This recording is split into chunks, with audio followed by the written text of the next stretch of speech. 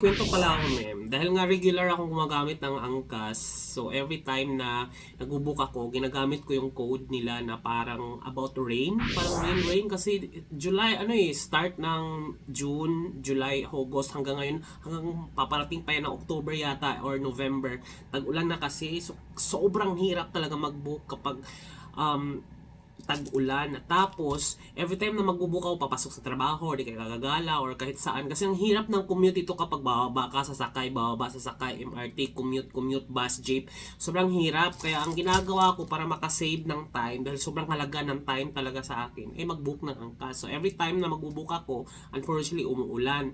So, ngayon, meron silang code na parang every time na mag-book ka, i-enter mo lang siya about rain, parang ganun. So, every time na mag-book ako, inilalagay ko lang yung code na yun, assuming na makapag-discount ako. Wala palang discount yun. Yun pala, every time na mag-book ka, nakakaroon ka ng entry para sa raffle nila about raincoat, ganyan, raincoat. So, after how many weeks na ginagamit ko siya, yung ganung code na wala naman akong discount, add ko lang ng add, biglang may nag-text sa akin na nanalo daw ako ng raincoat nila, yung poncho raincoat, ganyan. Nag-text sa akin, ayun yung text nila. Tapos sabi, mag-fill out daw ako ng form, Microsoft something ganyan, Microsoft form. Tapos, kung saan i-deliver kasi I want the poncho raincoat something ganyan. Tapos, yun nga, sabi ko, fill out naman ako ganun. Tapos, ngayon na to, assuming nga talagang baka naman hindi talaga i-deliver kasi lumipas na ng mga ilang araw mga 5 days na, hindi na nagpaparamdam sa angkas sa akin kung nag-confirm ba na natanggap pa nilang information. Wala lang, every time na nagbubuka ako ng angkas, kinikwento ko lang dun sa angkas rider na, "Uy kuya, nanalo pa naman ako ng raincoat," ganyan sabi ko.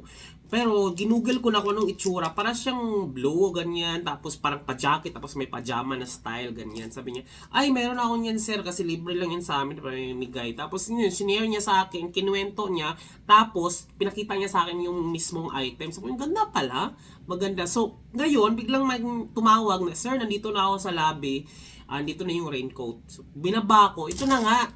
Ayan siya, oh. Ito yung raincoat. Di ko ito nabuksan. Medyo wala namang ulan ngayon.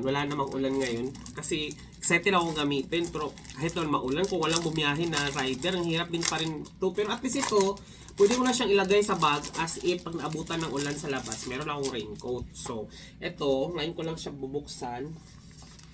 Sana, yun. Ito nga yun. Ay, parang, iba, hindi siya katulad nung inaano ng mga angkas na parang jacket tsaka pajama. Ito pala ay yung one piece, yung parang ganyan, ganyan siya.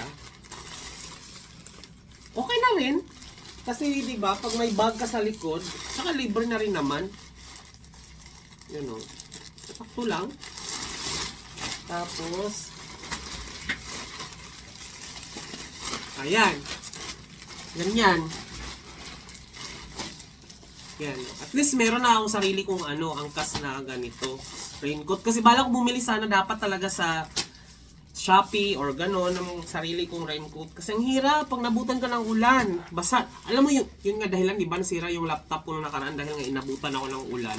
Napapasok ako sa trabaho ko. So, napasukan ng tubig yung mga Type-C na portal. Kaya, ayun, hindi na gumana. So, ngayon, ito may raincoat na tayo.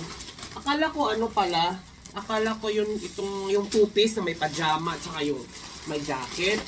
Pero okay na rin to. Ang kailangan ko na lang ay yung kailangan ko na lang ay yung para sa sapatos para hindi mabasa dahil girl, ang hirap pag pumasok na basa yung sapatos mo.